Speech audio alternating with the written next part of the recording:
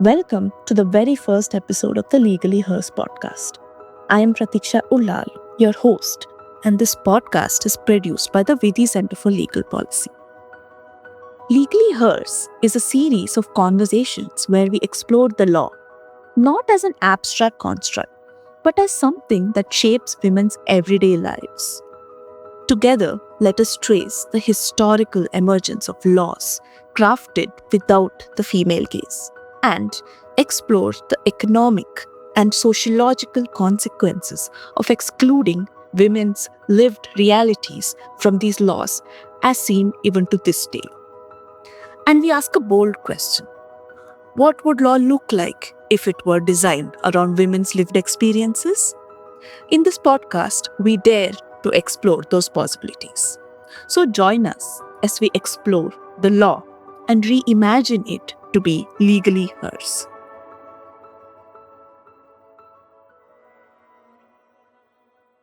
Dear listeners, in this podcast, we shall explore law and its relationship with women, asking a very bold question.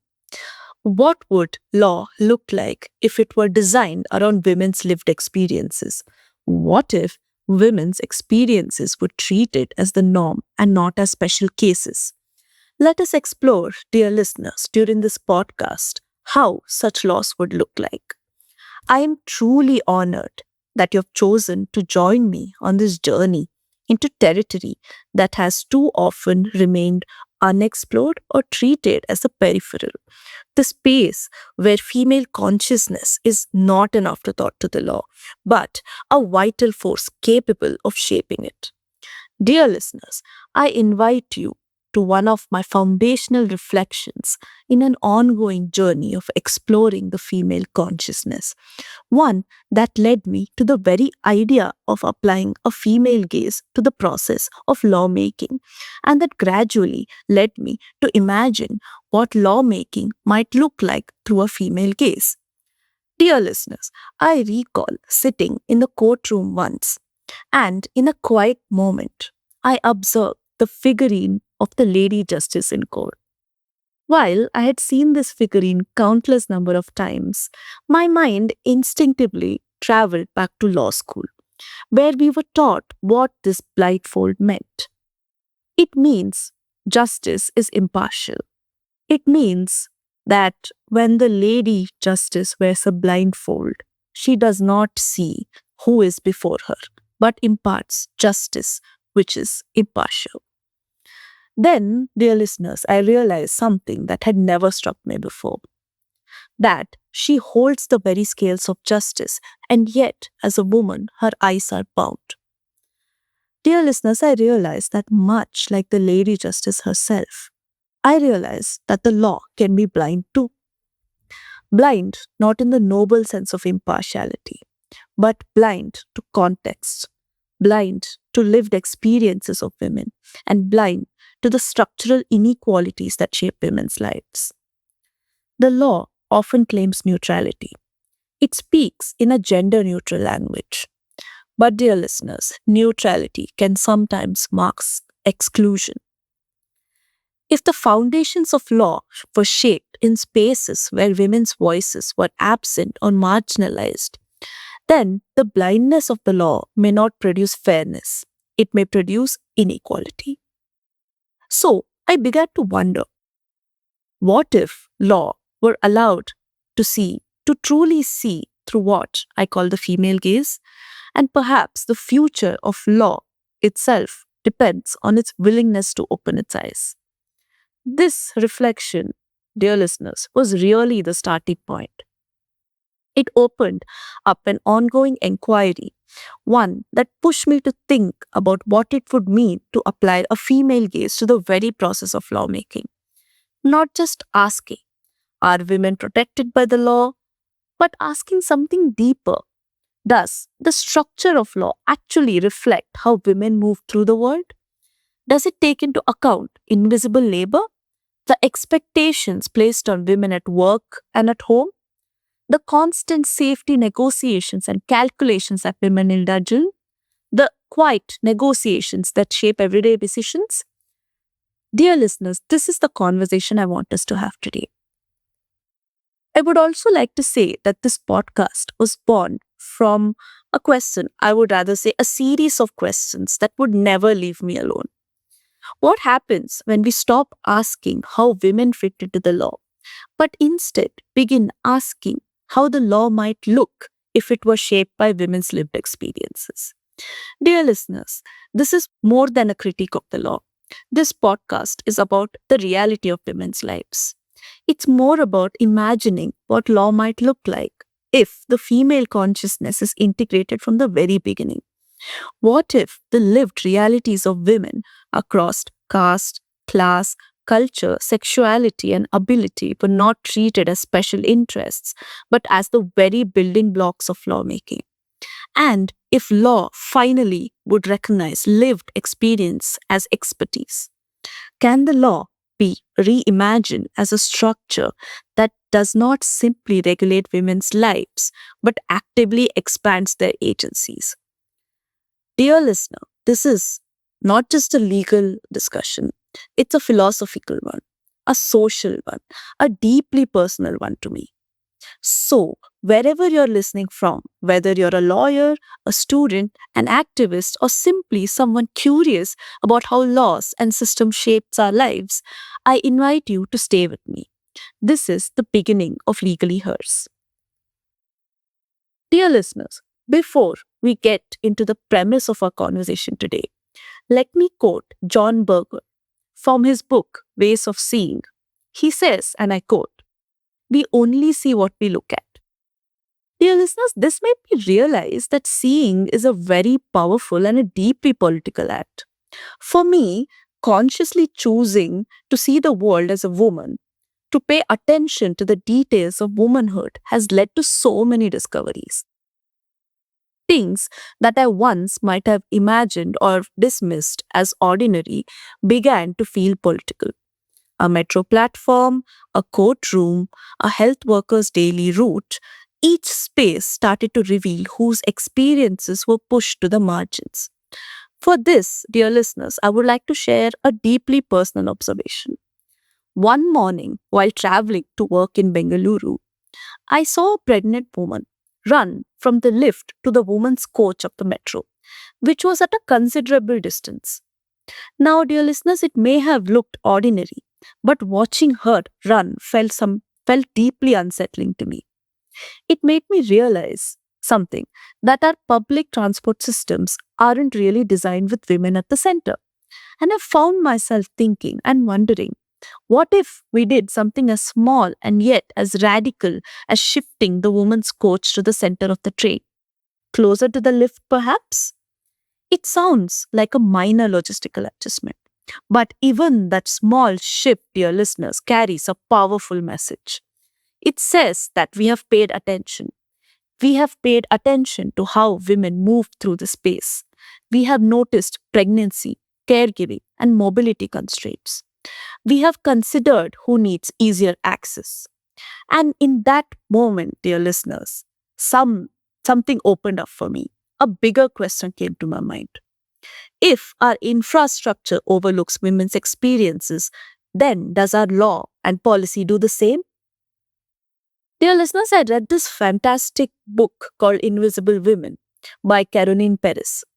Now, this book is exceptional, and I invite all of my listeners today to pick up this book.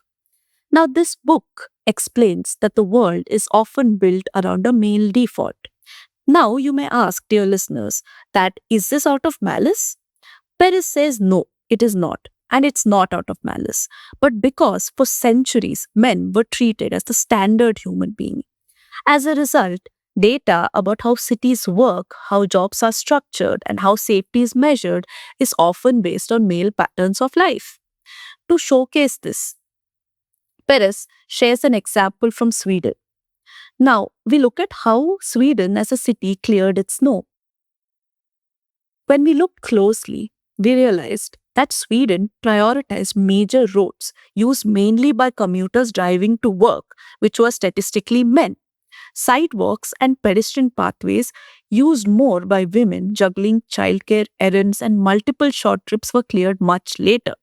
Now, this seems logical until you look closely. Until Sweden looked closely, women were getting more injured more often. And it is important to remember that women too ultimately go to office, but their journeys are often layered. It starts by dropping a child at school, picking up groceries, caring for an elder parent before their formal workday begins. Now, dear listeners, this policy wasn't cruel. It was something based on an assumption that a typical citizen has a straight and uninterrupted commute from home to office. What it failed to account was that many women's working days are not linear. This same assumption shows up in law. Now you may ask how. Political theorist Carol Bateman answered this very question and argued that the public world, which is politics, law, and work, was historically designed with men in mind, while women were confined to the private world of home and care. So when women finally entered the public life, the rules did really change. The law still assumed that a neutral, universal citizen was male. So, dear listeners, this podcast begins with a simple but powerful question. What would our laws and our policies look like if they were designed not around a male default, but also around the real and lived experiences of women? And together, we begin imagining law through a female gaze. Dear listeners, before we delve into the intersections of the female gaze and its role in lawmaking, let's pause to understand what we really mean by the term female gaze. It's a term used everywhere, yet rarely one that allows anyone time to clearly define. And that feels fair to me, dear listeners, because the female gaze resists easy definition. It is something that can't be pigeonholed. It's a more intuitive rather than prescriptive inner knowing, a way of looking at the world through a woman's eyes, shaped by experiences that are often different and deeply felt. Now that I understand that this term, female gaze, has carried many connotations over time, it has first emerged within the world of cinema, an industry where women were often pushed to the peripheries of the frame, existing merely as symbols rather than subjects, muses rather than creators of their own meaning. Now, dear listeners, let me share a story that really captures what I mean by the female gaze. This is where I want to talk about the Yugantha Film Collective, which is considered as India's first feminist collective, which was founded by Abba, Deepa Dhanraj, Meera Rao, and Nauroz Contractor in the 1980s. Yugantar made 4 pioneering films. This story I'm about to share is about one of the films titled Tobacco Embers in English. This film traces the history and strike actions of the All Women Trade Union of over 3,000 tobacco workers in Karnataka. It was made in collaboration with the female tobacco factory workers. Deepa Dhanraj later in an interview shared how difficult it was even to enter a tobacco factory to film. The owners refused them permission because it was a small town. Everyone knew they were connected to the workers' union. They were literally being watched. Finally, one worker managed to convince her factory owner to allow filming. But the condition was that it could only be for 2 hours. They probably assumed 2 hours wasn't enough to capture anything important. But here's where the powerful shift happened. Before entering the tobacco factory, which the filmmakers had never seen, they told the workers, "See, you have to tell us what to shoot. Because although we have heard you describe your working conditions and the factory itself, we simply don't know where to start. And 2 hours is too short of a time." Then the women took over. They directed the entire sequence. The filmmakers followed their lead. And that's what makes the story so important, dear listeners. The women were not just being filmed, they were shaping their reality and how their reality was shown. They decided what mattered. They decided what needed to be seen. For me, dear listeners, this is the female gaze. It's not just about putting women in the frame.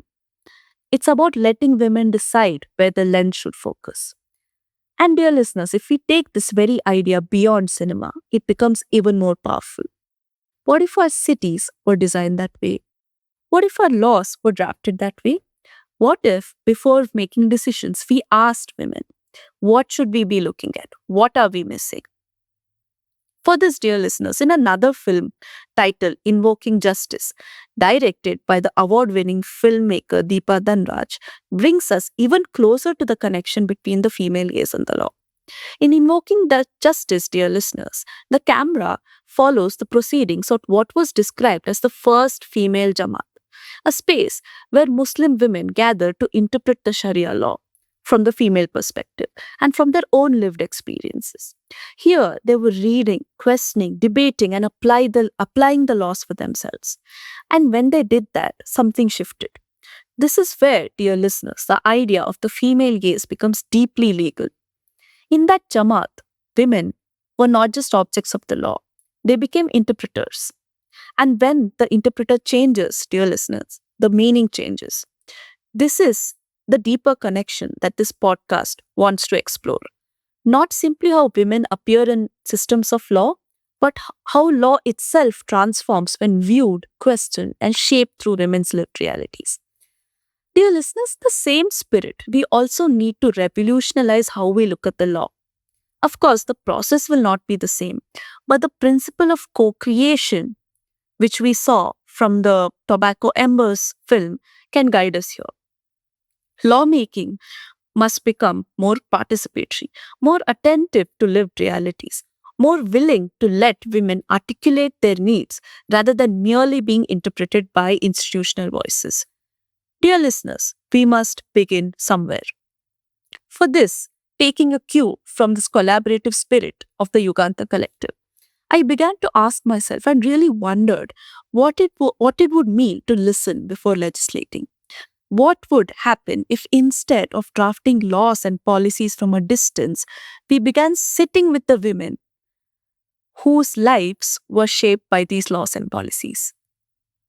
After this realization, dear listeners, I spent some time speaking with the ASHA workers.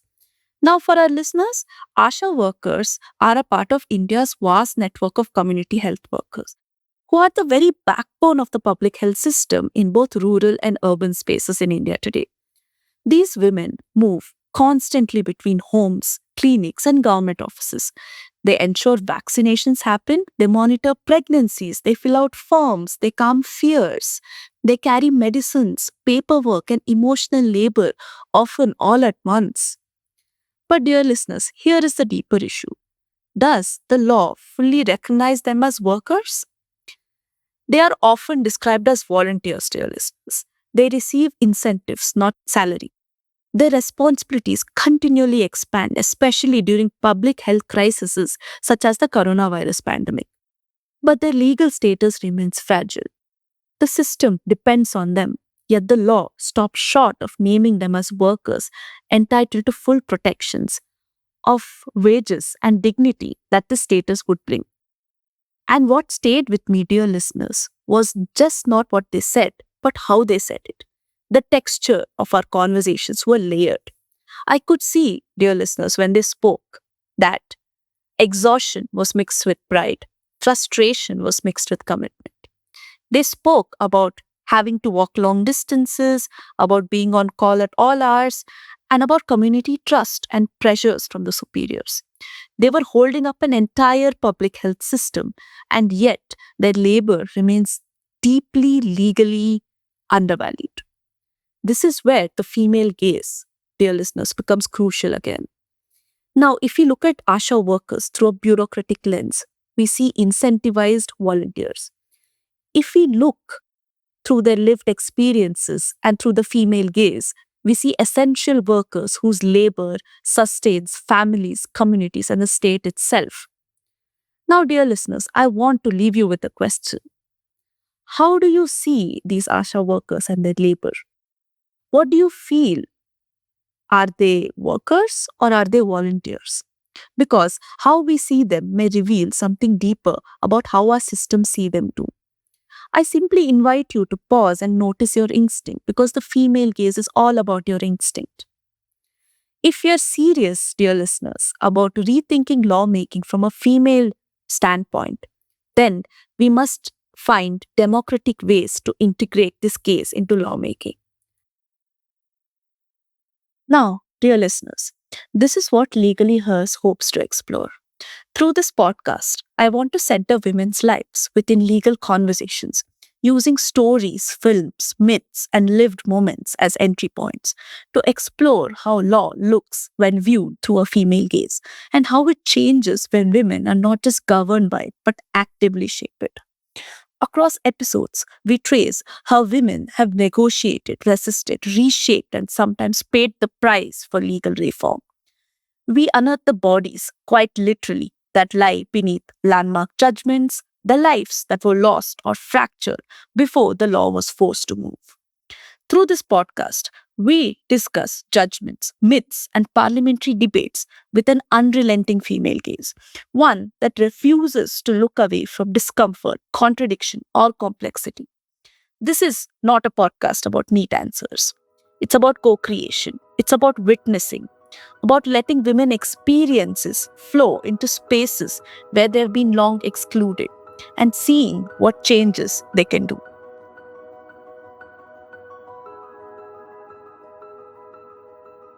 Thank you so much for tuning in.